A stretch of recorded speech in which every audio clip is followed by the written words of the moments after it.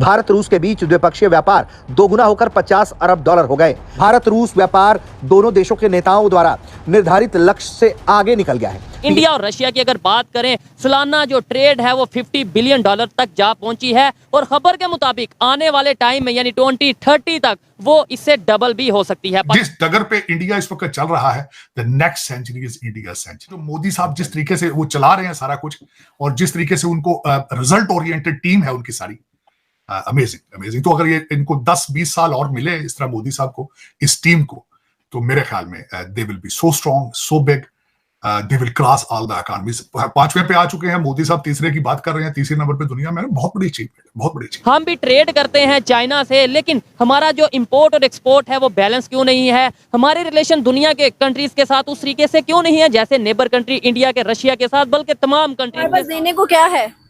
कुछ नहीं। तो हम एक्सपोर्ट क्या करेंगे? कुछ नहीं। तो कौन सा कंट्री है जो एक्सपोर्ट में सबसे ज्यादा इस टाइम जा रहा है? इंडिया। 50 बिलियन डॉलर्स की ट्रेड की है रशिया के साथ 2023 इन 6 मंथ, अंडर 6 मंथ के अंदर उस कंट्री ने रशिया के साथ 50 बिलियन डॉलर्स की ट्रेड किया। क्या समझते हैं कि एक कंट्री जो इतनी ज्यादा ट्रेड करिए, एक्सपोर्ट करिए चीजों को, उसकी ग्रोथ क्या होगी, उसकी इकोनॉमी क्या होगी?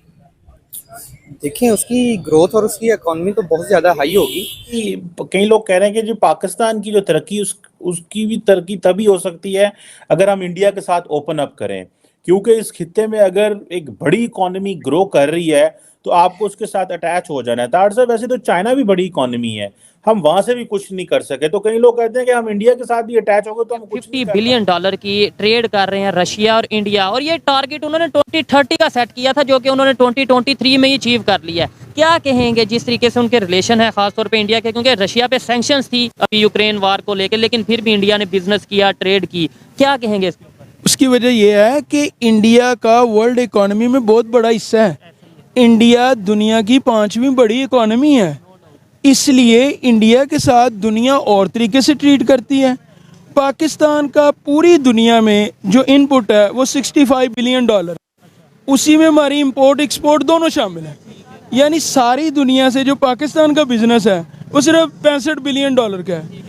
एक कंट्री के साथ 50 बिलियन। खाली इंडिया और चाइना की तजारत 100 बिलियन डॉलर की है, जबकि इंडिया और चाइना की एक्टिव जंग भी हुई है। चीमा साहब, आपने ग्रो किया है, आपने 26 बिलियन डॉलर उनका पिज़्ज़े बना लिए, वो आपने थोड़ा ग्रो किया। देखे ना, ग्रोथ के चांसेस, अगर आप ये कहना कि आपको ग्रोथ के चांसेस नहीं मिलते, अपॉर्चुनिटीज मिलती हैं, लेकिन 2-4 लोगों को मिलती हैं सिर्फ। अंदाजा लगाना, पापा जान के पिज़्ज़े जो अमेरिका में इस वक्त है, हमारे बाजवा साहब की, खुदा दा खौफ करो। आप इंडिया से भी एंगेज होंगे तो इस तरह अगर एंगेज होना है तो फिर आप प्लीज ना ही एंगेज हो तो अच्छा है। चीमा साहब, आप हर चीज से बच जाएंगे, करप्शन से नहीं बचेंगे। मैं बार बार कहता हूं, ये कैंसर है, कैंसर है। और अब इसकी हालत ये हो चुकी कि आपके बोन मैरो में जा चुका है, ये बोन मैरो में जा चुका है। आप देखें, डॉलर थोड़ा आ रहा है, ये कभी उधर से इतने बिलियन लाते हैं, कभी उधर। मैं हमेशा क्या कहता हूं कि बाहर से डॉलर लाना कोई बहादुरी नहीं है। आप 76 साल से ला रहे हैं, लेकिन वो पाकिस्तान पहुंचते ही नहीं है वो डॉलर। आप मेरा कौन सी चीज आपने छोड़ी है? कोविड का जो बिल था, कोविड का जो फंड था, उसमें भी आप खा गए। जलजले के पैसे आप खा गए, सैलाब के पैसे आप खा जाते हैं। IMF का आज तक किसी ने बताया कि चीमा साहब IMF के पैसे जाते कहां हैं? हर वकील जो टूटी फूटी पिटीशन रोज लगा देता है। कभी किसी वकील ने ये पिटीशन लगाई सुप्रीम कोर्ट में कि I want to ask the government where the dollars are going? किसी वकील ने आज तक सुप्रीम कोर्ट में ये पिटीशन लगाई है, जुर्रत की है? ये क्यों नहीं की? वजह क्या है? लेकिन चीमा साहब, मैं ये बताना चाहूंगा आपको, खासकर आपके पास तरक्की के बहुत ज्यादा चांसेस हैं। चाइना के साथ अटैच होते तो फिर भी, अगर आप अटैच होते तो एंगेज करते मुल्की मुफाद के लिए, तो आपने बहुत तरक्की करनी थी। लेकिन आप मुल्की मुफाद के लिए नहीं अटैच हुए उनसे भी। अब अगर इंडिया से भी आप अटैच होते हैं लेकिन मुल्की मुफाद के लिए नहीं होते, तो क्या फायदा उसका? चीमा साहब, सिर्फ 4-5 बंदों ने की लॉटरी निकालने के लिए आपने एंगेज होना, तो प्लीज ना तकलीफ करें। ये ऐसे ही ठीक है जिस तरह आप चल रहे हैं, कभी उधर से मांग लिए, कभी उधर से मांग लिए, और मांग के भी क्या पाकिस्तान तो नहीं जा रहे ना, वो तो इधर ही डॉलर रुक जाते हैं। देखे ना, इसमें फायदा किसका है? फायदा तो अमेरिकन का है। डॉलर मुल्क से बाहर जाते ही नहीं है, गुर्दे आपके लिखवा लेते हैं कौम के वो। तो भाई, इंडिया को दुनिया बहुत अच्छे तरीके से ट्रीट करती है, और इंडिया में सबसे बड़ी बात, इंडिया में एक अवामी हुकूमत बैठी है जो सारे फैसले अपनी अवाम के फ़ायदे में करती है और वो दुनिया का प्रेशर लेने के लिए तैयार है, क्योंकि दुनिया इंडिया को नाराज़ करने का रिस्क नहीं ले सकती। इसलिए पाकिस्तान ये तो ये बताया जाता है यहाँ पे भी डेमोक्रेसी है, यहाँ पे भी अवाम की मर्जी से ही नुमाइंदे आते हैं। और दूसरे नंबर पे ये बड़ी हैरान कुन बात की है, मतलब नो डाउट मुझे पता है कि इंडिया और चाइना की ट्रेड होती है, इंपोर्ट एक्सपोर्ट होती है, लेकिन इतने बड़े लेवल पे यानी रशिया से ज्यादा वो चाइना के साथ जी रशिया से ज़्यादा कर रहे हैं। और इससे हम ये सबक भी सीख सकते हैं कि अगर हमारे किसी मुल्क से कोई मसला भी है उसको तिजारत से अलग रखा जा सकता है।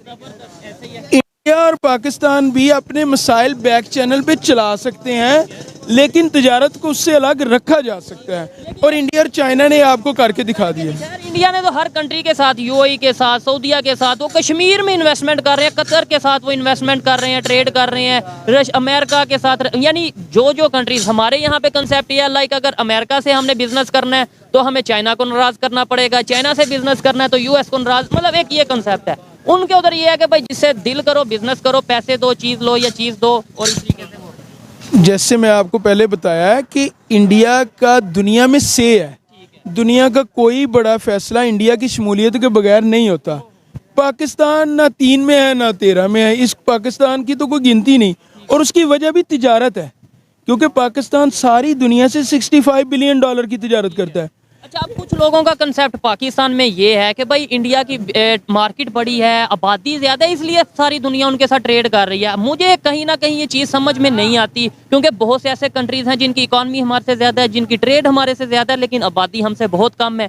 आप इसके ऊपर क्या कहना चाहेंगे? सिर्फ आबादी के सर पे इंडिया के रिलेशन? देखें, जो आबादी है ना वो आपकी लायबिलिटी भी बन सकती है और एसेट भी बन सकता है। आप देखें सारी दुनिया में सारी दुनिया वाले पहले चाइना में इन्वेस्टमेंट कर रहे थे, अब इंडिया में कर रहे थे।